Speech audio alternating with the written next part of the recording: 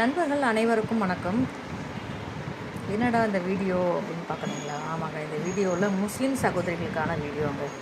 அவங்களோட மாங்கல்யமாக கருதப்படுற இந்த ஸ்டார், திரையில் ஸ்டார் இருக்கக்கூடிய டாலர்ஸ் தாங்க. ஸோ அவங்களோட மாங்கல்யம் என்கிட்ட சகோதரிகள் கேட்டாங்க. மாங்கல்யம் நிறைய பண்ணிட்டு இருக்கனால எங்களோட மாங்கல்யமும் கொடுங்கன்னு கேட்டாங்க. ஸோ அந்த வகையில் அவங்களுக்கு உண்டான மாங்கல்யம் ஃபுல்லாக ரீஸ்டாக் ஆகிருச்சுக்கங்க.